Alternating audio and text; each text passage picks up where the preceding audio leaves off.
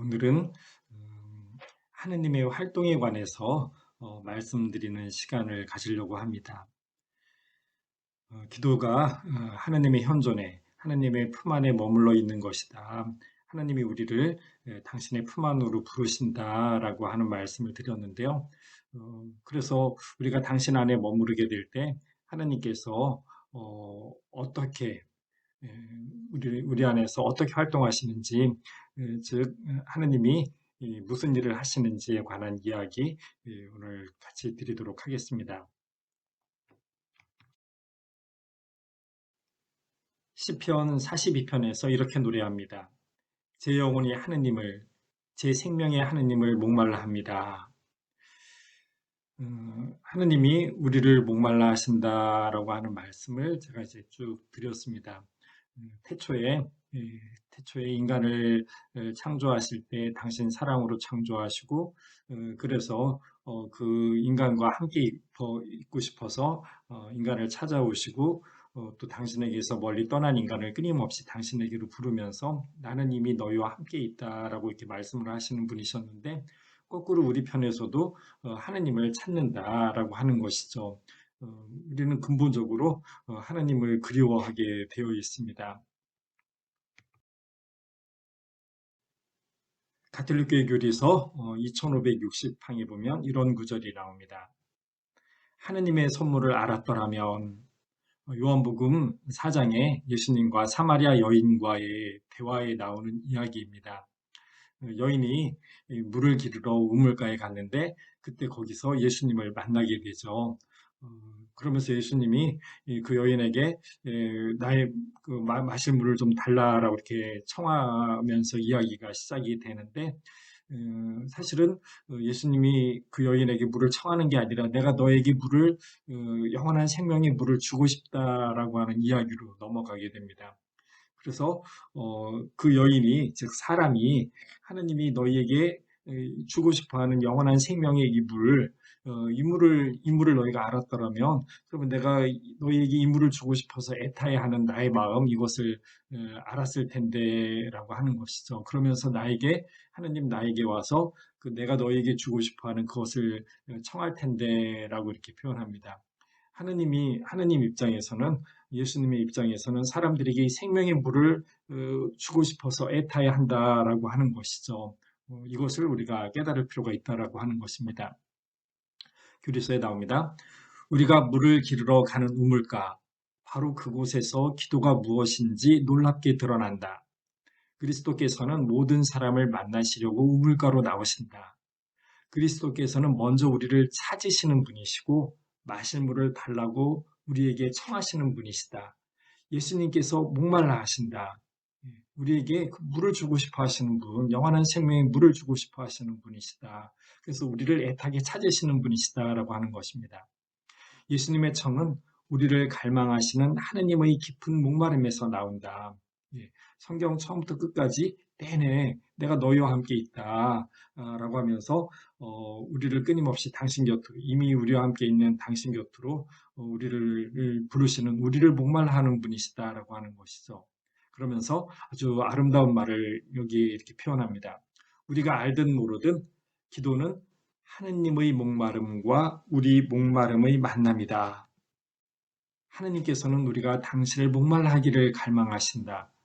하느님이 우리를 목말라 하시고 우리는 다시는 이렇게 우물가에 나가지 않아도 되는, 어, 생생하게 살아있게 만드는 그 물을 찾는 우리, 이것은 하느님 이외에 어느 누구도 줄 수 없는 물이죠. 그래서 우리는 그 하느님을 목말라 합니다. 이 하느님의 그렇다면 하느님께서 왜 우리를 목말라 하시는지를 살펴볼 수 있을 것 같습니다. 요한복음 4장 그 사마리아 여인과의 이야기에서 예수님께서 이렇게 말씀을 하시죠. 내가 주는 물을 마시는 사람은 영원히 목마르지 않을 것이다. 내가 주는 물은 그 사람 안에서 물이 솟는 샘이 되어 영원한 생명을 누리게 할 것이다. 영원히 목마르지 않게 하는 그 물, 영원한 생명을 주는 물, 그 물을 내가 너희에게 애타게 주고 싶다라고 표현합니다. 또 요한복음 3장에서 하나님께서 아들을 세상에 보내신 것은 세상이 아들을 통하여 구원받게 하려는 것이다. 그분이 목말라 하시는 것은 영원한 생명을 주는 것, 즉 우리의 구원이다. 우리의 구원을 목말라 하신다. 라고 하는 것입니다. 요한복음 15장에서는 이렇게 표현합니다. 내 안에 머무르고 나도 그 안에 머무르는 사람은 많은 열매를 맺는다. 그래서 진짜 좋은 열매, 하나님 보시니 좋았다라고 하는 바로 그런 열매를 맺게 하고 싶어서 그게 바로 구원이죠. 그게 바로 영원한 생명이고 그 좋은 열매를 맺게 하고 싶어서 너희에게 이 좋은 것을 주고 싶다라고 표현을 합니다. 이게 바로 하나님께서 우리를 목말라 하시면서 우리에게 주고 싶어 하시는 것이 있기 때문에 바로 이런 것을 주고 싶기 때문에 우리를 목말라 하신다라고 하는 것입니다. 예, 다시 가톨릭교회 교리서 2560이랑에 나오는 이야기 봅니다. 오히려 내가 그에게 청하고 그는 너에게 생수를 주었을 것이다. 역설적으로 우리의 청원 기도는 하나의 응답이다. 살아계신 하나님의 탄식에 대한 응답이다. 내 백성은 생수의 원천인 나를 저버렸고 제 자신을 위해 저수동굴을 물이 고이지 못하는 갈라진 저수동굴을 팠다. 서원 기도는 무상의 구원을 약속해 주시는 하느님에 대한 신앙의 응답이며 외아들의 목마름에 대한 우리의 사랑에 찬 응답이다.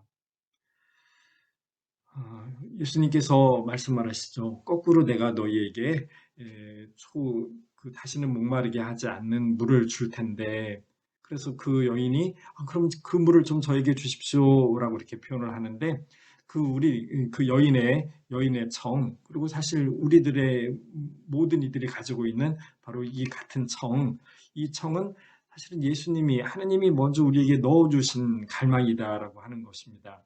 하느님이 아니면 채워줄 수 없는 그 갈망을 우리에게 주셨기 때문에 우리가 하느님을 찾으면서 하느님에게 그 좋은 것을 달라고 청하게 되어 있다라고 하는 것이죠. 하느님이 우리에게 그래서 그 좋은 것을 주고 싶어 하는 그 마음을 우리가 당신을 통해서 그것을 찾도록 이렇게 이미 마련해 놓으셨다라고 그렇게 표현을 합니다. 교리서 27장에 보면 이렇게 나옵니다. 하느님을 향한 갈망은 인간의 마음속 깊이 새겨져 있다. 인간은 하느님을 향하여 하느님에게서 창조되었기 때문이다. 그렇죠? 인간은 하느님에게서 비롯된 존재입니다. 하느님에게서 비롯된 존재이기 때문에 끊임없이 하느님으로 말미암아 살 때에만 참된 인간이 될 수 있게 그렇게 만들어 놓으셨다라고 하는 것이죠. 하느님께서는 늘 인간을 당신께로 이끌고 계시며 인간이 끊임없이 추구하는 진리와 행복은 오직 하느님 안에서만 찾을 수 있다. 하느님이 예, 하나님이 우리를 갈망하시는데 그것이 이루어지는 것은 하느님이 우리 안에 넣어주신 하느님을 향한 갈망을 통해서 그것을 가능하게 했다라고 하는 것이죠. 바로 이 하느님을 향한 갈망을 우리가 동시에 가지고 있습니다. 하느님이 우리에게 이 선물을 주신 것이죠. 이 하느님을 향한 갈망 역시 우리에게 주신 선물로 하느님의 선물로 이해할 수가 있습니다. 바로 이것을 하느님께서 채워주고 싶어 하신다라고 하는 것입니다.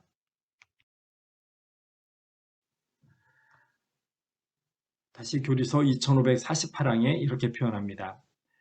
진정한 행복에 대한 갈망은 인간이 현세 재물에 대한 무절제한 애착에서 벗어나 하느님을 뵙고 하느님의 행복을 누리게 될 때 충족된다. 인간은 하느님 안에서만 온전한 인간, 완전한 인간, 참된 인간이 될 수 있다고 하는 것이죠.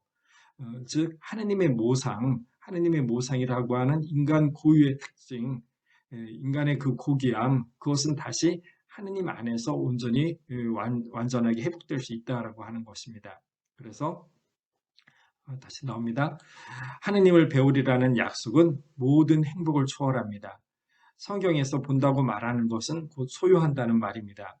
하느님을 뵙는 사람은 이 보는 행위 안에서 좋은 것을 모두 얻는 것입니다.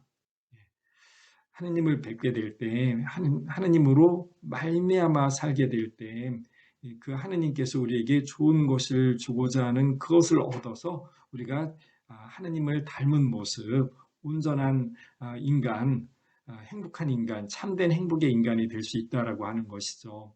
그래서 하느님께서 우리가 하느님을 뵙고 싶어하는 이 갈망을 우리 안에 주셨다라고 하는 것을 기억을 합니다. 그래서 1718항에 보면 이렇게 표현합니다. 참 행복은 행복에 대한 인간 본성의 갈망에 부응한다. 이 갈망의 근원은 하느님께 있다. 하느님께서는 인간의 마음을 당신께 이끌기 위해 그 마음 안에 이 갈망을 심어주셨으며 하느님께서는 이러한 갈망을 채워주실 수 있는 유일한 분이시다. 하느님께서 우리 안에 당신에 대한 이 갈망을 우리 안에 심어주셨다. 다시 2557항에서는 이렇게 표현합니다. 인간의 참 열망은 하느님을 뵙는 것이다. 하느님에 대한 갈망은 영원한 생명의 물로 채워진다. 하느님을 뵙는 것, 하느님과 하나가 되는 것, 여기에서 온전한 인간이 되기 때문에 우리에게 바로 이 열망, 이 갈망, 이 목마름을 주셨다라고 하는 것이죠. 그리고 하느님이 이 생명의 물, 영원한 생명이라고 하는 물로 우리의 이 갈망을 채워주실 것이다. 하느님을 뵙는 것이다라고 했는데요. 하느님과 함께 있는 것이 하느님을 뵙는 것이죠. 그래서 끊임없이 우리 삶에서 끊임없이 하느님을 뵙고 즉 하느님과 함께 있는 하느님의 현존 안에 함께 살아가는 것 그것이 바로 지금 이 순간부터 우리를 영원한 생명으로 채워주는 것이라고 하는 것을 깨달을 수 있습니다. 네, 하느님께서는 당신의 이름 야훼라고 하는 이름을 우리에게 계시해 주십니다. 나 여기 있다라고 끊임없이 우리에게 당신 자신을 드러내십니다. 그것은 곧 너 어디 있느냐라고 하면서 우리를 찾으시는 것이죠. 그러면서 나에게 돌아오너라라고 끊임없이 우리를 당신 곁으로 부르십니다. 즉 처음부터 끊임없이 우리를 당신 곁으로 부르시는 하느님을 우리가 알 수 있습니다. 하느님은 우리를 찾으시는 분이시다. 근데 여기에서 궁금해집니다. 도대체 하느님은 왜 인간이 무엇이기에 인간을 당신 곁으로 부르시는가? 왜 우리에게 당신 자신을 드러내는가? 그것은 바로 인간에 대한 이해에서 가능할 것입니다.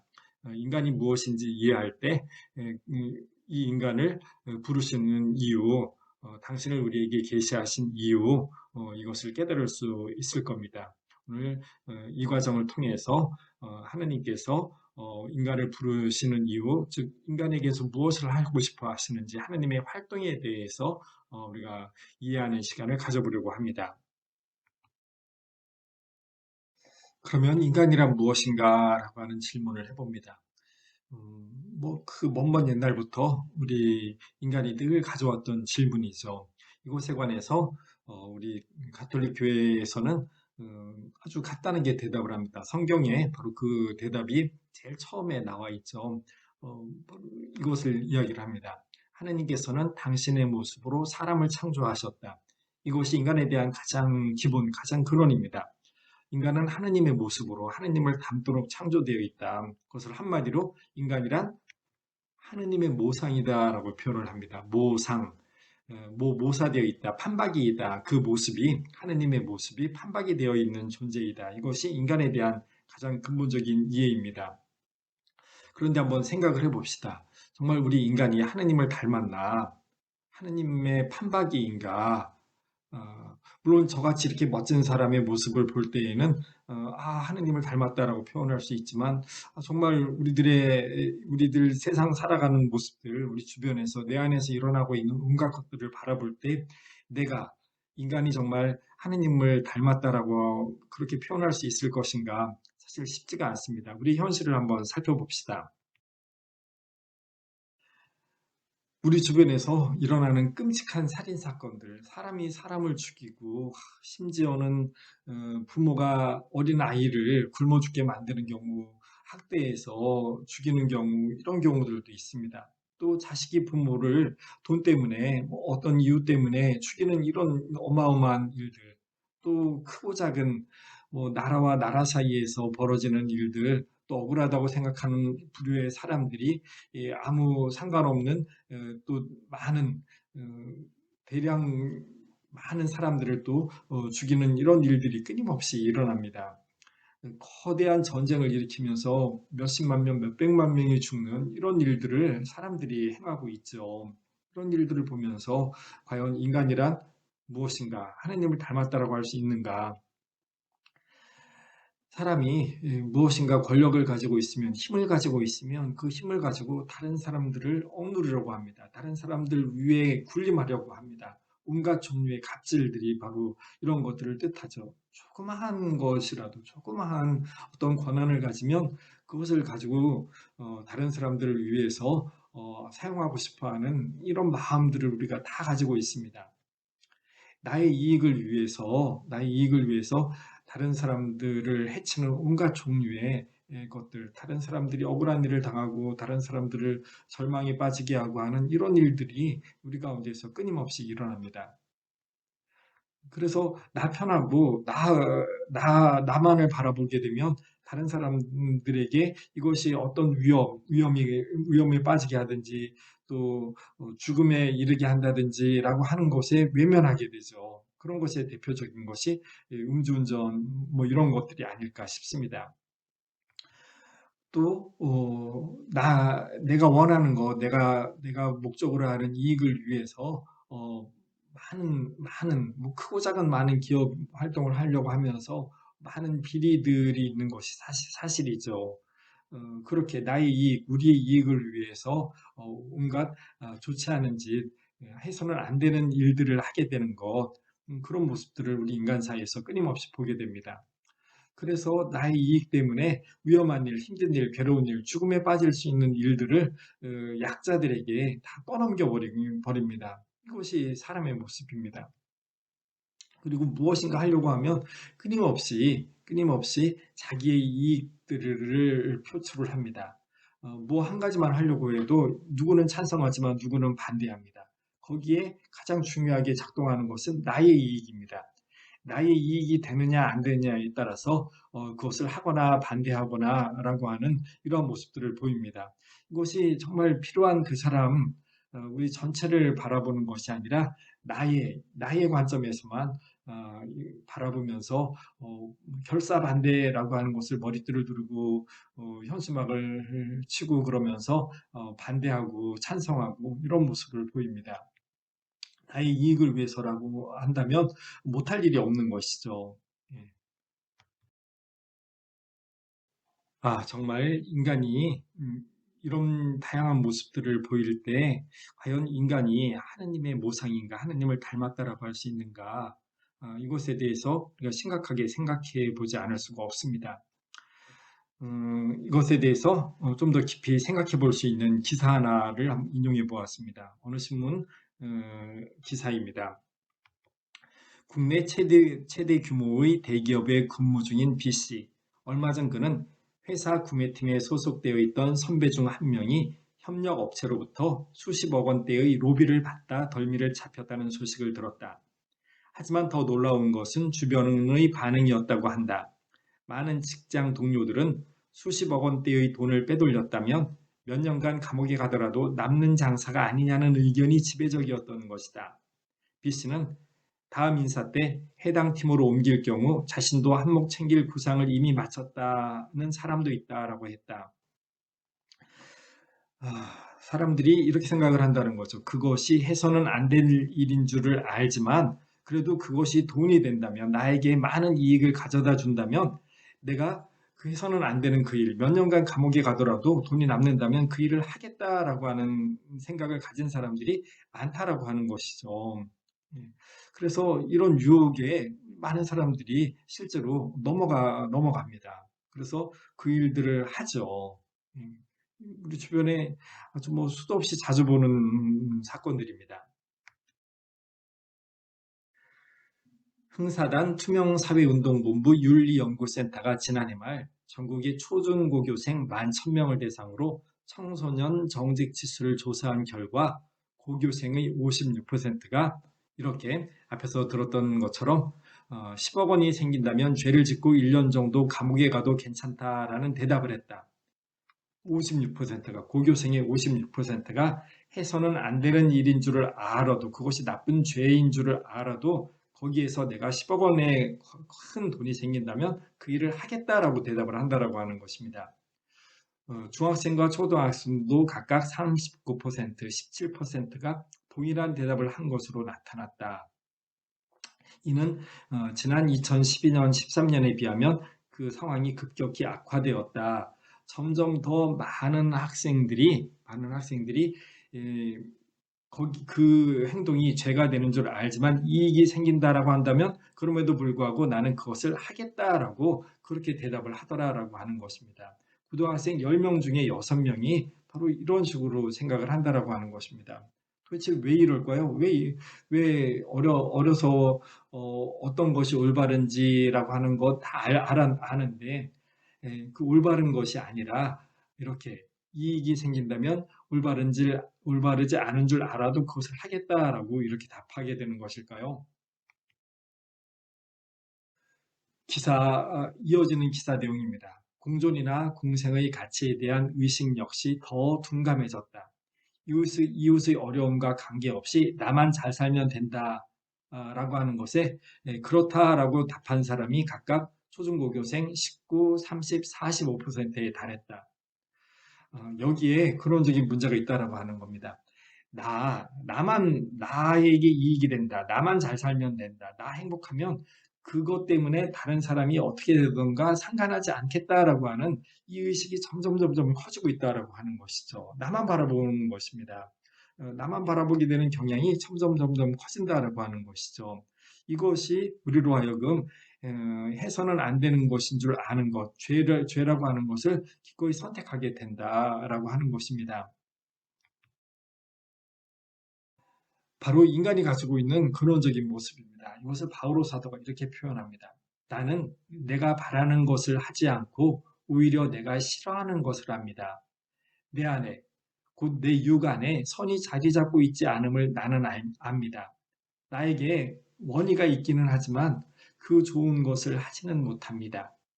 선을 바라면서도 하지 못하고 악을 바라지 않으면서도 그것을 하고 맙니다. 나는 과연 비참한 인간입니다. 누가 이 죽음에 빠진 몸에서 나를 구해줄 수 있겠습니까? 인간이 하느님을 닮은 존재에 하느님의 모상이 아니라 비참한 존재이다라고 그렇게 이해한다라고 하는 것입니다. 바로 내 모습에서 내 안에서 무엇이 좋은 것인지 무엇이 아름다운 것인지 알지만 무엇을 해야 되는지 알지만 우리는 그 좋은 것 내가 알고 있는 것이 아니라 해서는 안 되는 그것을 하고 마는 것 이것이 인간의 현실적인 모습이다라고 하는 것이죠. 이것을 죽음에 빠진 몸이라고 이렇게 표현을 합니다. 바오로 사도가 이해하는 인간의 모습을 이렇게 간단하게 도식으로 표현할 수 있을 것 같습니다. 우리는 한편으로 하느님을 닮은 하느님의 모상으로서 하느님으로 끌어당기는 이임이 있지만 또 한편 하느님에게서 멀어지게 하는 육적인 존재의 죄의 종의 모습을 가지고 있다라고 하는 것이죠. 인간이란 이렇게 양면을 가진 존재이다라고 하는 것입니다. 이것을 한번 좀 더 자세하게 한번 설명을 해보도록 하겠습니다. 이것을 제가 인간 현실이라고 먼저 표현을 합니다. 현실적으로 사실 인간이란 이런 모습을 가지고 있다라고 하는 것인데요. 인간의 현실을 이해하기에 아주 좋은 모습을 예수님께서 보여주십니다. 예수님께서 세례 받으시고 40일 동안 광야에 나가서 단식하시면서 기도하는데 그 끝에 악마로부터 유혹을 받았다라고 하는 이야기가 나옵니다. 그때의 이 악마의 유혹 세 가지 이것이 바로 인간의 현실적인 모습을 아주 자명하게 드러내고 있는 것이 아닌가 싶습니다. 그 이야기를 한번 해보겠습니다. 예수님이 받았던 첫 번째 질문은 이 돌들에게 빵이 되라고 해보시오라고 하는 것이었습니다. 왜 이 마귀가 이런 유혹을 했을까? 빵이라고 하는 게 도대체 무엇일까라고 하는 것이죠. 사실 모든 생명체를 움직이게 하는 가장 근원적인 힘입니다. 빵이라고 하는 것은 곧 우리 생명과 직결되는 것이죠. 빵이 있어야, 먹이가 있어야 그 먹이를 먹고 살죠. 이것을 생존 유혹이라고 표현을 할 수가 있습니다. 모든 생명체는 그 생명체가 시작이 되는 순간 이 생명을 어떻게 해서라도 보존하고 싶어 하는 것입니다. 그래서 우리 옛말에 목구멍이 포도청이다라고 하잖아요. 나 살기 위해서 못할 일이 없다라고 하는 것입니다. 생존을 유지하기 위해서 어, 그것이 죄가 되든 무엇이 되든 우리는 다른 생명을 죽여서라도 내 생명을 유지하고 싶어 합니다. 다른 생명을 내 입에 넣으면서 사실 우리는 살게 되어 있죠. 이것이 우리 인간의 가장 근원적인 모습입니다. 어떻게 해서든지 그래서 내 생명을 유지하고 싶고 그래서 내 자손을 유지하고 싶어지는 것 이것이 우리의 모습입니다. 생존욕, 살고자 하는 마음이 우리를 이끄는 가장 근원적인 힘으로 작용을 하면서 어떤 상황에서든 우리는 이 생존으로 이끌리고 싶어하는 생존을 유지하고 싶어하는 어, 이 마음을 가지고 살아간다라고 하는 것이죠. 바로 이 첫 번째 마귀의 유혹이 이것을 표현합니다. 마귀의 두 번째 유혹은 하느님의 아들이라면 밑으로 몸을 던져보시오라고 하는 것이었습니다. 즉 하느님의 아들, 하느님의 사랑을 받고 있다라고 하는 것을 드러내 보아라라고 하는 것입니다. 이것을 제가 인정과 사랑의 유혹이라고 이렇게 표현을 합니다. 우리는 인정받고 싶고 사랑받고 싶어 합니다. 다른 사람들로부터 칭찬받으면 좋죠. 그래서 어렸을 때부터 부모님은 우리들에게 그렇게 칭찬을 해주셨습니다. 태어나는 것을 박수치면서 환영하고 이후에 자그마하게 몸만 뒤척여도 말 한마디만 뱉어도 질문에 답만 해도 달리기만 해도 다 잘한다 잘한다라고 하면서 박수를 쳐주셨죠. 그렇게 인정을 받아야만 됩니다. 평생 그렇게 우리는 다른 사람들로부터 인정받을 때 행복하죠. 그리고 그 인정의 마지막 최극단은 사랑입니다. 다른 사람들로부터 무조건 인정되어지는 것, 이것이 바로 그 사람이 나를 사랑한다라고 하는 것이죠. 이 인정받고 사랑받을 때 정말 살만하다라고 느껴지기 때문이죠. 우리는 살만하다라고 하는 것을 느끼면서 살고 싶어 하는 것입니다. 죽을 때까지 저렇게 인정받고 싶고 사랑받고 싶어 하는 남들로부터 박수받고 싶어 하는 이 마음을 우리가 가지고 있다라고 하는 것이죠. 세 번째 유혹은 나에게 경배하면 모든 나라와 그 영광을 주겠소라고 하는 것이었습니다. 왜 이 권력, 그럴 때 내가 너에게 저 세상 모든 권력을 주겠다라고 마귀가 이야기하는데 왜 사람들은 이 권력이 그렇게 집착을 하는 것일까? 권력을 가지면 전혀 다른 것을 느끼게 되는 것 같습니다. 권력을 가지면 그 권력자는 나는 너희와 다르다라고 생각을 합니다. 옛날에는 그게 극대화되어서 권력자는 곧 하느님이다라고 생각을 했죠. 태양신이라고 인간 그 권력자가 태양신이라고 그렇게 생각할 만큼 그렇게 모든 것을 내 마음대로 할 수 있다라고 하는 너희와는 다른 어떤 초월적인 존재이다라고 이렇게 생각을 합니다. 그것이 지금 현재에도 크게 다르지 않습니다. 권력을 가지면 나는 이런 어마어마한 일을 할 수 있다. 권력이란 이 거대한 일을 할 수 있게 해주는 힘이다라고 생각을 합니다. 그래서 이것을 자기 초월, 인간의 한계를 뛰어넘는 그 인간, 그 이상의 인간, 그 어떤 존재가 된다. 그것이 되고 싶다라고 하는 마음을 가지고 있다라고 하는 것이죠. 그것에 관한 표현이 권력이라는 것으로 이렇게 대변됩니다. 인간은 이렇게 인간이라고 하는 한계를 뛰어넘는 자기를 초월하고 싶은 이 유혹을 가지고 있다.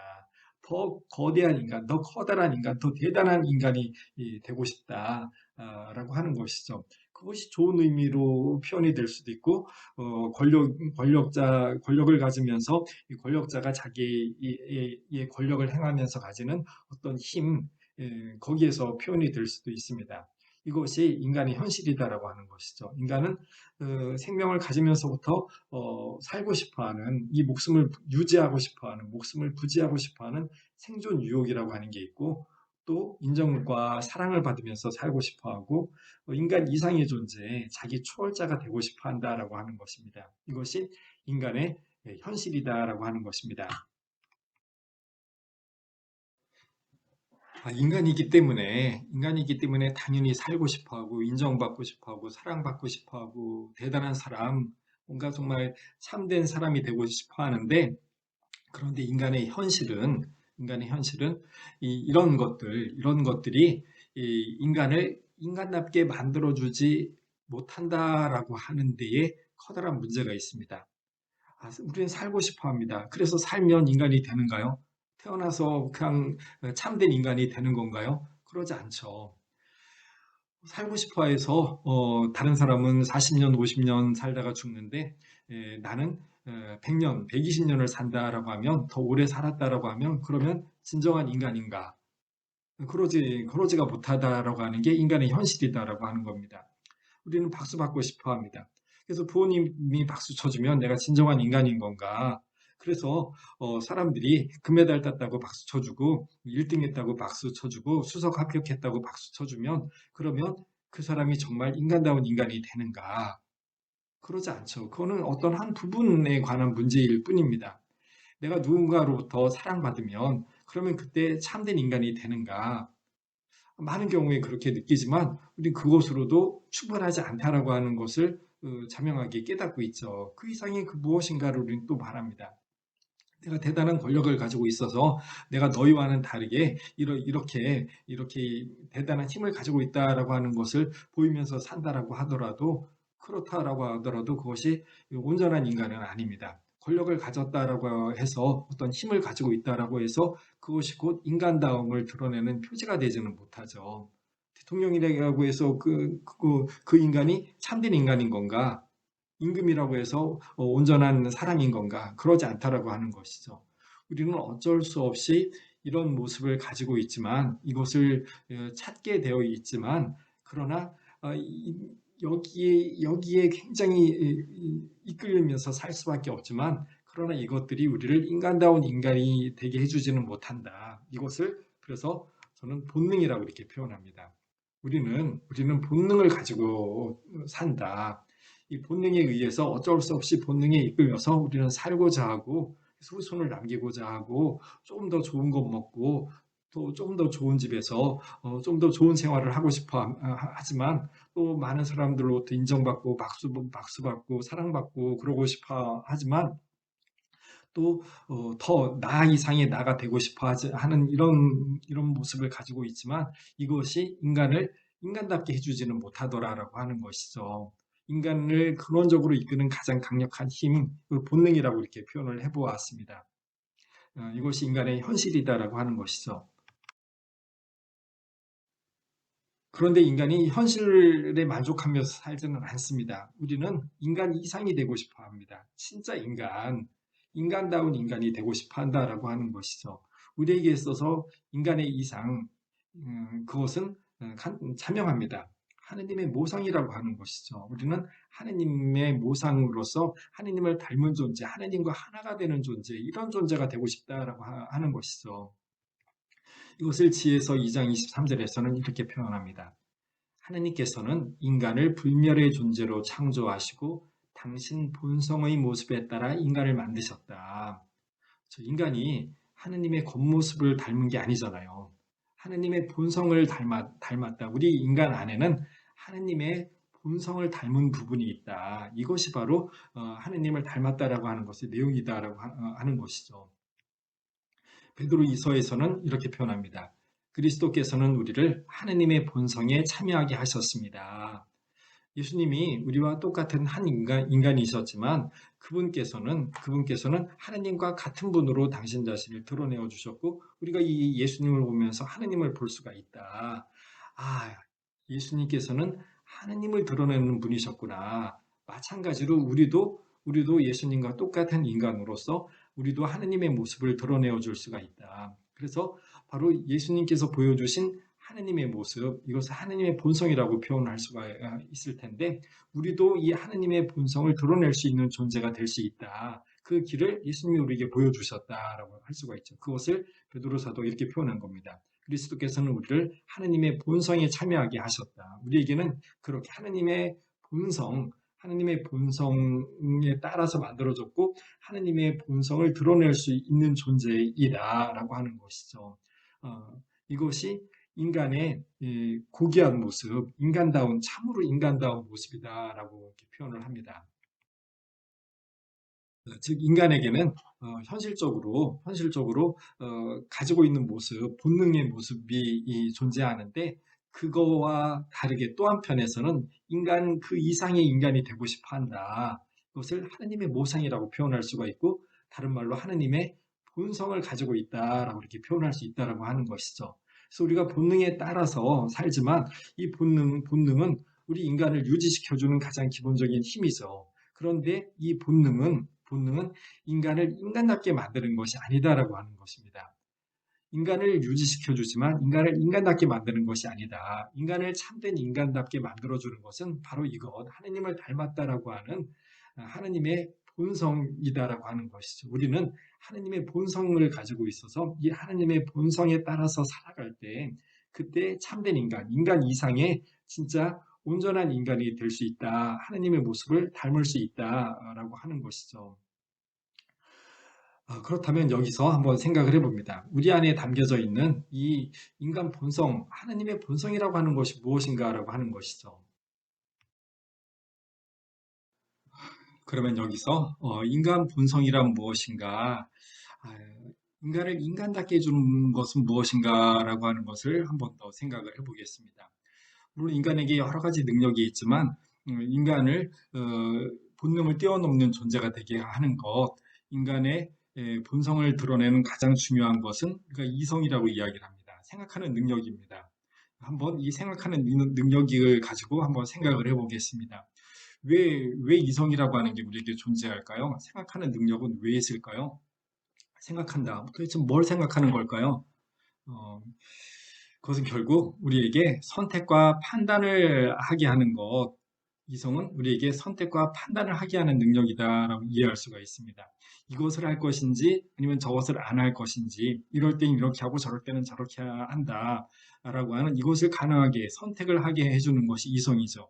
본능은 우리에게 당연히 그렇게 해야 되는 것이라고 했지만 이성은 그 당연히 본능에 따라서 당연히 하게 되는 그것을 하지 않고 다른 것을 하게 해준다라고 하는 것이죠.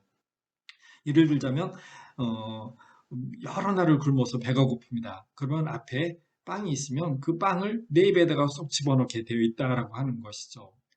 이것이 본능입니다. 그런데 우리 인간은 다른 선택을 하게 합니다. 하지만 저 빵은 내가 먹을 빵이 아니다. 저 빵은 다른 사람에게 속해 있는 것이다. 내가 가져와서 내 입에 넣는 것은 올바른 것이 아니다라고 하는 이런 판단을 가능하게 해주죠.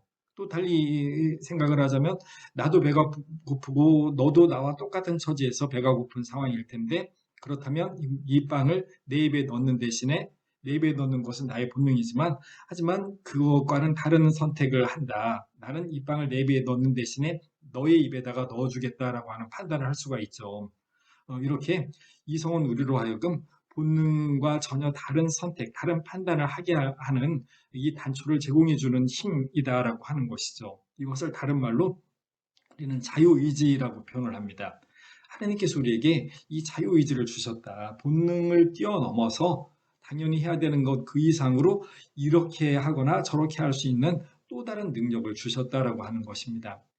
그래서 다른 모든 존재들과는 다르게 한첨에 하느님께서는 인간을 창조하시고 인간을 제 의지의 손에 맡기셨다. 자유의지를 주셨다라고 하는 것이죠. 다른 모든 존재는 본능에 따라서 살면 그것이 되도록 되어 있습니다. 그런데 인간은 본능에 따라서는 참된 인간이 되어지지가 않죠. 그 이상입니다. 그래서 인간은 본능을 거슬러서 본능과는 전혀 다른 선택을 할 수 있을 때, 그것을 하게 될 때, 이 의지로, 나의 의지로 행하는 것들을 통해서 참된 인간이 될 수 있다라고 하는 것이죠. 자, 한번 생각을 해봅니다. 나의 이 선택과 판단의 능력, 즉, 나의 자유의지는 왜 존재하는가? 즉, 나의 선택과 나의 판단이 쌓이면 어떻게 되는가? 저 사람은 본능에 따라서 행동하는데 또 다른 저 사람은 본능이 아닌 자기의 판단으로 다른 선택을 하더라라고 하는 것을 보게 됩니다. 그런 그 사람들의 행동들, 그 각자의 판단에 따른 행동들이 점점 쌓이고 쌓입니다. 즉, 그의 자유의지가 쌓이고 쌓이면 어떻게 되는가? 저 사람은 자기밖에 모르는 사람이다. 저 사람은 굉장히 이타적이다. 저 사람은 헌신적이다. 저 사람은 착하다. 뭐 이런 결론을 내릴 수가 있게 되겠죠. 즉 나의 선택과 나의 판단, 나의 자유의지가 쌓이면 그때 참된 내 자신의 모습이 드러나게 된다라고 하는 것이죠. 나의 겉모습은 부모님이 물려주신 이 겉모습은 어쩔 수 없습니다. 물론 성형외과 가면 뭐 이 겉모습도 뜯어 고칠 수 있지만 그것이 참된 인간의 모습은 아니죠. 그 사람이 진짜 아름답냐라고 하는 것, 그 얼굴에서도 아름다움이 드러나지만 진짜 아름다움은 보이지 않는 그의 행동, 그의 판단, 그가 만들어낸 삶의 모습이 바로 그 사람의 진짜 모습. 저 사람 정말 인간다운 인간이다. 정말 훌륭한 인간이다. 진짜 참으로 아름다운 인간이다라고 할 때 바로 그 모습을 내 스스로 만들게 되어 있다라고 하는 것이죠. 이것은 그런데 내가 나의 모습을 만든다? 즉 인간을 만드는 것은 하느님인 줄 알았는데 너 자신의 진짜 모습은 너 스스로 만들어라라고 하느님께서 당신의 창조력을 우리에게 넘겨주셨다라고 하는 것입니다. 그래서 이 창조력, 즉 우리가 가지고 있는 자유의지, 이것이 하느님께서 인간에게 주신 가장 커다란 은총이다라고 이렇게 표현할 수가 있었던 것이죠. 인간은 하느님의 능력, 내가 내 자신의 모습을 만들 수 있는 그 능력을 하느님의 능력을 하느님으로부터 받았다라고 하는 것입니다. 그런데 내가 내 자신의 모습을 만든다면 모델이 있으면 좋겠죠. 이 내가 만드는 내 자신의 모습의 모델이 완전한 모델이 그럼 무엇일까? 그것을 우리는 바로 하느님의 모습이라고 이해를 하는 것입니다. 내가 하느님을 닮은 모습으로 내 자신을 만들 때 그때 참된 인간이 된다. 우리는 이렇게 하느님을 닮은 모습으로 내 자신을 만들 수 있다. 이것이 우리 인간의 본성이다. 인간 본능과는 다른 인간을 진짜 인간답게 할 수 있는 능력, 이 인간 본성이 우리 안에 존재한다라고 하는 것이죠. 그렇다면 우리가 닮고자 하는 하나님의 본성, 우리 인간을 인간답게 만들어주는 이 하나님의 본성이라고 하는 것이 무엇인지 알 때, 그때 우리가 하나님을 더 온전히 닮을 수 있게 되는 것이죠. 하나님의 본성은 무엇일까요? 간단합니다. 우리가 다 너무나 잘 알고 있습니다. 하나님의 본성은 사랑이죠, 사랑. 하나님은 사랑이시다. 사랑. 하나님은 사랑이시다. 그럼 사랑이란 뭘까요? 눈물의 씨앗이라고 답하시면 안 됩니다. 사실 눈물의 씨앗인 게 맞죠. 사랑은 헌신이니까요. 사랑은 너를 위해서 나를 온전히 다 내어주는 것이니까 눈물의 씨앗이 될 수밖에 없다라고 할 수도 있겠죠. 이 사랑의 최고의 사랑, 나를 헌신하는 것이 사랑이라면 결국 이 최고의 사랑은 나에 대한 온전한 헌신, 즉 내 목숨을 내어놓는 것이죠. 예수님 말씀하십니다. 친구를 위하여 목숨을 내어놓는 것보다 더 큰 사랑은 없다. 예수님이 바로 이 가장 커다란 사랑을 우리에게 보여주신 것이죠. 내가 너희를 위해서 내 살과 피, 내 목숨을 내어놓는다. 그럴 수 있는 것이 바로 하느님의 본성이라고 하는 것입니다. 나중에 바오로 사도가 필리피서에서 이렇게 표현합니다. 하느님의 본성, 그리스도의 본성이란 무엇이냐? 그분께서는 하느님의 모습을 지니셨지만 당신 자신을 비우시어 종의 모습을 취하시고 사람들과 같이 되셨습니다. 하느님이 하느님의 자리를 버리고 비천한 인간이 되어서 이 세상에 오신 것, 여기에서 하느님의 본성, 하느님의 사랑이 드러나고 더 이상으로 당신 자신을 낮추셔서 십자가 죽음에 이르기까지 순종하셨습니다. 목숨을 바치는 그 가장 비참한 죽음까지도 기꺼이 선택을 하는 이 목숨 바치는 사랑, 이것이 바로 어, 하느님의 사랑, 그리스도의 사랑이다. 즉 하느님의 본성이다라고 하는 것이죠. 하느님의 본성은 바로 목숨을 바치는 사랑이고 우리 인간은 바로 이 하느님의 본성을 가지고 있어서 이 하느님의 본성을 온전히 드러내게 될 때 참된 인간이 될 수 있다라고 하는 것이죠. 하느님의 본성, 사랑이라고 하는 하느님의 본성을 가지고 사는 인간이기 때문에 이제 이렇게 표현할 수 있죠. 사랑하지 않는 자는 죽음 안에 그대로 머물러 있습니다. 이 사랑만이 인간을 참된 인간이 되게 하는 거기 때문에 사랑하지 않는다면 인간이 아니죠. 살아 있어도 그럼 죽은 인간이나 마찬가지다라고 이해할 수가 있게 되는 것입니다. 그래서 이렇게 당신 자신을 온전히 내어주셨던 완전한 사랑을 가지셨던 이 예수님, 바로 그 예수님의 마음을 간직하는 것, 이것이 우리에게 필요한 것이죠. 여기에서 인간의 비참함의 근원을 우리가 생각해 볼 수 있을 것 같습니다. 인간에게는 두 가지의 능력이 있습니다. 하나는 본능입니다. 생명체이기 때문에 이 육신을 가지고 살기 때문에 당연히 그럴 수밖에 없는 본능이라고 하는 것이 있는데, 그런데 인간은 이 본능으로는 온전한 인간이 될 수 없죠. 이 본능과는 정반대로 우리를 당기는 또 다른 힘이 존재하는데, 이것을 본성이라고 할 수 있습니다. 이 두 가지를 가지고 살아야 되는 것이 인간의 비참함이다라고 이렇게 표현할 수가 있을 것 같습니다. 제가 세 가지를 이야기를 했습니다. 첫 번째로 인간에게는 생존 유혹이 있다라고 했는데, 그런데 이 생존 유혹은 우리를 당연히 이 생존 유혹이 있어야 우리를 살게 하지만, 살아갈 수 있지만, 그러나 산다라고 해서 목숨을 부지한다라고 해서 인간이 되지 않죠. 거꾸로 목숨을 내어 놓는 것, 내 본능은 나 살고 싶어 하는데, 하느님께서 주신 본성은 내 생명을 다른 일을 위해서 목숨을 바치라라고 하는 이러한 본능으로, 이러한 본성으로 우리를 끌어당긴다라고 하는 것이죠. 이것을 우리가 발휘할 수 있을 때, 그때 하느님을 닮는 온전한 모습이 가능하다. 본능과는 정반대의 모습, 이것을 할 수 있는 힘을 하느님이 우리에게 또 주셨다라고 하는 것입니다. 두 번째로 우리는 인정받고 싶어 하고 사랑받고 싶어 합니다. 남들로부터 박수받고 싶어 하죠. 이것이 우리의 본능입니다. 그런데 그 모든 인정, 모든 사람들의 박수갈채를 뒤로하고 숨어버리고 그리고 겸손해지고 이러는 모습들이 우리 안에 있습니다. 제가 그저 해야 할 일을 했을 따름입니다라고 하는 바로 이런 모습이 우리에게 존재하죠. 다 아무도 몰라주는 깊고 깊은 골짜기에서 숨어있는 꽃으로 그렇게 피고 싶어 하는 것, 이런 마음을 또 하나님이 우리에게 주셨다라고 하는 것입니다. 자기 추월애로 나 대단한 사람이다 라고 하는 이런 부분으로 우리를 끌어당기는 본능이 있지만, 그 정반대로 스승이며 주인 내가 너희의 발을 씻어 주었다. 바로 이 모습을 본받아라. 나는 섬김을 받으러 온 것이 아니라 섬기러 왔다라고 하는 바로 이것. 우리의 권력은 나 잘난 것을 드러내는 것, 나 대단하다라고 하는 것을 발휘하는 것이 아니라, 바로 너희를 섬기는, 너희를 더 큰 사랑으로 섬길 수 있는 능력, 그거 외에 아무것도 아니다라고 하는 그쪽으로 우리를 또 잡아당기는 힘, 하느님의 본성이 우리 안에 존재하더라라고 하는 것이죠. 한편에서는 본능에 따라서 살고 싶은데, 그 본능과 정반대되는 모습으로 우리를 끌어당기는 힘, 본성이라고 하는 것이 있어서 이 두 가지를 가지고 살아야 되는 게 인간의 어려움이고 괴로움이라고 이렇게 표현할 수 있을 것 같습니다. 비유로 바퀴를 떠올려 볼 수 있을 것 같습니다.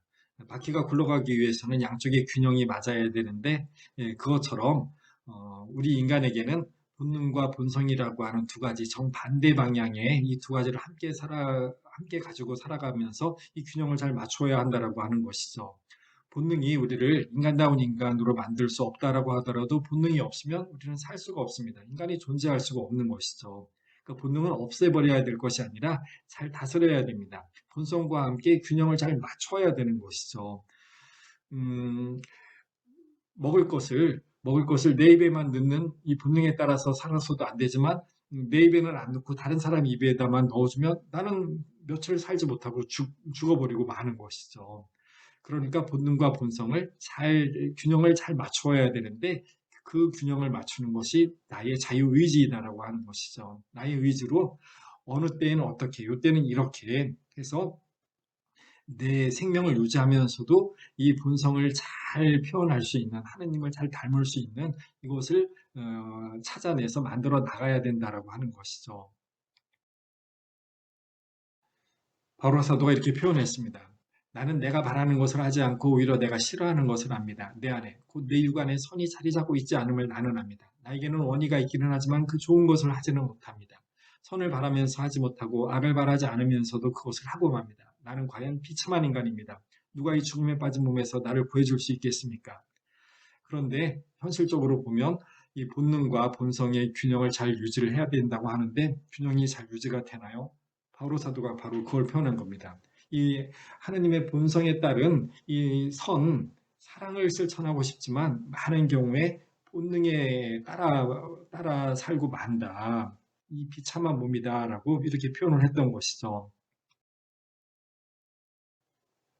그렇다면 이 비참함, 본능에서 벗어나서 본능에서 벗어나서 하나님이 주신 본성에 따라서 살고 싶은데 그렇게 되지 않는 이런 모습으로 나를 만들었다면 어쩔 것인가? 그런데 그것을 하나님께서 바로 우리를 구해 주신다라고 하는 이야기이죠. 한번 비유로 한번 생각을 해보겠습니다. 우리가 자주 사용하는 스마트폰입니다. 이 스마트폰 어느 날 비싸게 주고 산 이 스마트폰이 갑자기 고장이 났습니다. 여러분 같으면 어떻게 하실래요? 냈다 집어 던져서 아니면 몇 대 때려서 돌아오면 좋겠지만 아무리 이리 해보고 저리 해봐도 이 스마트폰이 비싸게 준 스마트폰이 제 기능을 발휘를 하지 못하고 꺼져 있습니다. 그러면 버릴 수가 없죠. 결국 찾아갑니다. 어디를 찾아가요? AS 센터에 찾아갑니다. 그런데 아무 데에서 아무 서비스 센터가 나 간다고 해서 고쳐주지가 않죠. 이 회사 서비스 센터에 갔더니 그거 저희 회사 거 아닙니다. 그 회사 서비스 센터는 길 건너 저쪽에 있습니다라고 하면서 알려주죠. 그 기기를 만드는 회사 서비스 센터에 갔을 때 거기에서 살펴보고 이거는 저희가 무상으로 수리해 드리겠습니다. 이건 얼마만 내시면 고쳐 드리겠습니다. 이렇게 되잖아요. 그것을 만드는 이가 그것을 가장 잘 알고 잘 고쳐줄 수 있죠. 그렇다면 이 본능과 본성을 가지고 살아가는 인간이 하나님의 본성을 드러내지 못하고 본능에만 기울어서 선이 아니라 악을 행하는 모습으로 될 때 그때 하나님을 부르면서 하나님 제발 저 좀 고쳐주세요 라고 할 수 있다라고 하는 것이죠. 나를 낳은 저희 어머니에게 찾아가서 어머니 왜 저 이 모양으로 만들었습니까 해봤자 우리 어머니가 해줄 수 있는 게 없죠. 나는 네 손발 하나도 그 제자리에 갖다가 붙여놓는 그 일 안 했다. 너의 성격, 네가 한 모든 행동들은 네가 한 행동이지 나와 연관지을 수 없다라고 하는 게 당연한 것이죠. 우리를 책임질 수 있는 것은 우리를 만드신 하느님이십니다. 하나님이 우리에게 AS를 해주고 싶다라고 하는 것입니다. 이 하느님의 AS를 바오로 사도는 이렇게 표현합니다. 하느님은 당신 호의에 따라 여러분 안에서 활동하시어 의지를 일으키시고 그것을 실천하기도 하시는 분이십니다. 옛날 공동번역 성경이 더 이해하기 쉽게 이렇게 표현을 합니다. 똑같은 내용입니다. 여러분 안에 계시면서 여러분에게 당신의 뜻에 맞는 일을 하고자 하는 마음, 의지이죠. 당신 뜻에 맞는 일을 하고자 하는 마음을 일으켜 주시고 그 일을 할 힘을 주시는 분은 하느님이십니다. 위에 다시 보겠습니다. 하느님이 우리 안에서 우리와 함께 계시는 하느님, 내 안에 계신 하느님께서 활동을 하시는 분이시다. 활동을 하시려고 우리를 당신 곁으로 끊임없이 부르시는 것이다. 어떤 활동이냐? 우리 안에 의지를 일으키게 하신다. 본능에 따라서 사는 것이 아닌 하느님 본성에 따라서 목숨 바치는 사랑, 그런 사랑에까지 할 수 있는 그 의지를 우리 안에 불러일으켜 주시고 그리고 그것을 할 수 있게 실천할 수 있게 할 수 있게 힘을 주시는 분이시다라고 하는 것이죠. 고장난 우리를 고쳐서 그 좋은 의지, 내 자유의지가 하느님의 본성이 아니라 내 본능에 따르는 것이 되었는데 하느님이 내 의지를 수리해 주셔서 당신의 의지를 우리 안에 넣어 주신다. 그런 활동을 하신다. 그리고 그것을 할 수 있는 힘, 배터리까지 덩달아 고쳐주셨다. 너 새 걸로 갈아주셨다라고 이렇게 표현할 수가 있겠죠. 하느님께서 당신의 의지와 함께 힘도 우리에게 주시는 분이시다. 바로 이러한 행동을 하시는 분이시다. 이러한 활동을 하시는 분이시다. 이것을 인간에 대한 AS 서비스, 애프터 서비스라고 제가 그렇게 한번 표현을 해보았습니다. 사실 묵시록에서도 이렇게 표현합니다. 하느님께서 그들의 마음속에 당신의 뜻을 실행하도록 의지를 불어넣으셨습니다. 하느님께서는 우리 안에 당신 의지를 넣어주시는 분이시다. 우리가 하느님의 의지를 가지고 하느님의 뜻을 우리 안에 가지고 그것을 이루도록 그렇게 살아갈 수 있게 해주셨다.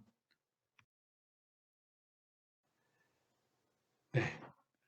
하느님의 활동에 관해서 이번 시간에 말씀을 드렸습니다. 하느님이 어떤 활동을 하시느냐. 당신의 후회에 따라 여러분 안에서 활동을 하십니다. 의지를 일으키시고 그것을 실천하기도 하시는 분이십니다. 라고 하는 이 결론에 다다랐습니다. 그러면 다시 정리해 봅니다. 기도란 무엇인가라고 하는 것을 그동안 말씀을 드렸죠. 기도란 바로 이미 내 안에 나와 함께 계신 하느님, 그 하느님과 함께 있으려고 하는 것이 기도이다. 하느님이 먼저 우리를 이렇게 부르셨고 우리도 이 하느님의 부르심에 응답해서 하느님에게로 나아가서 하느님과 함께 있을 수 있다. 그런데 이제 여기서 그러면 기도란 무엇이냐? 왜 무엇을 위해서 기도하는 것이냐? 기도의 목적에 관해서 우리가 이제 이해할 수가 있게 된다. 즉 우리는 하느님과 함께 있는 시간에 하느님의 활동, 하느님의 일에 우리를 내어 맡기는 것이다. 즉 하느님의 뜻에 맞는 의지를 내 안에 일으켜 주시고 그것을 할 수 있는 힘을 주시기를 기다리는 것이다. 하느님과 함께 있는 것이 기도라면 이제 거기에서는 내가 무엇을 하는 게 아니라 하느님이 그때 활동을 하신다. 당신의 의지와 당신의 뜻을 이룰 수 있는 힘을 내 안에 주시기를 기다리는 시간. 이것이 바로 기도이다. 기도의 목적이다라고 이렇게 정리할 수가 있다라고 하는 것입니다. 그럼 이걸 꼭 기억해 주시기 바랍니다. 이것이 그 이후에 이 향심기도와 관상기도에 있어서 기도를 이해하는 핵심이 됩니다. 하느님과 함께 있는 것이 기도이고 그리고 내가 무엇을 하는 것이 아니라 하느님이 활동하는 시간이다. 하느님의 의지와 하느님의 힘을 기다리는 시간. 하느님께서 활동하셔서 하느님께서 당신의 의지를 넣어주시고 하느님의 힘이 우리에게 오는 시간이다. 이것이 바로 향신기도, 관상기도이다라고 하는 것입니다.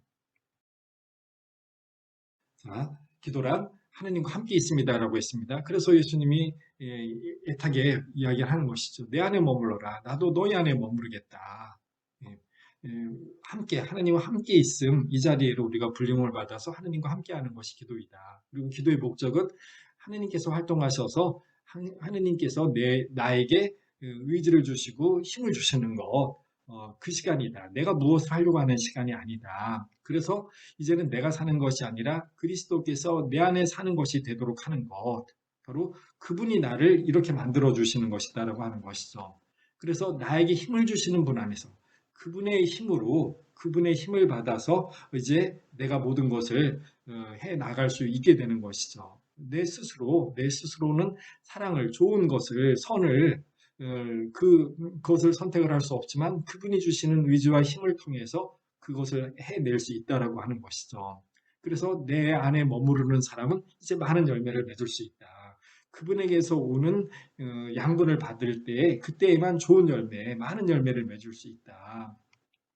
그래서 그분의 충만함에서 우리 모두 은총의 은총을 받았다.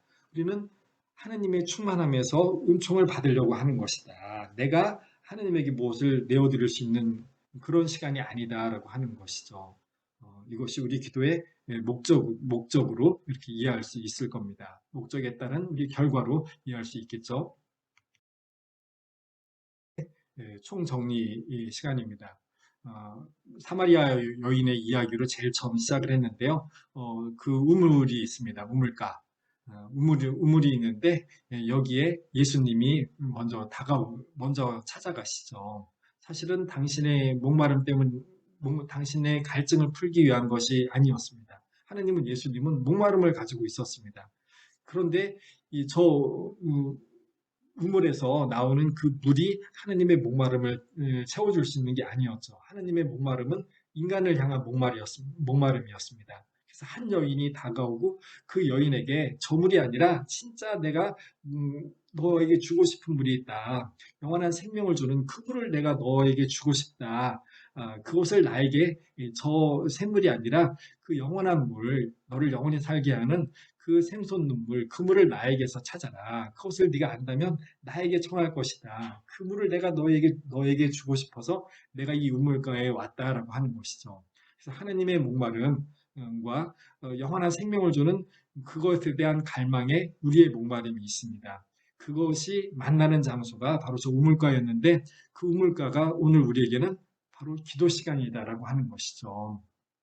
이 기도를 통해서 우리는 하느님의 목마름, 우리에게 좋은 것, 영원한 생명을 주고 싶어하는, 구원을 주고 싶어하는 하느님의 목마름, 그것을 받을 수 있고, 진정한 우리의 목마름, 참된 행복, 참된 인간다운 인간을, 그것에 대한 목마름을 하느님께서 채워줄 수 있다. 그 장소가 바로 기도이다라고 하는 것이죠.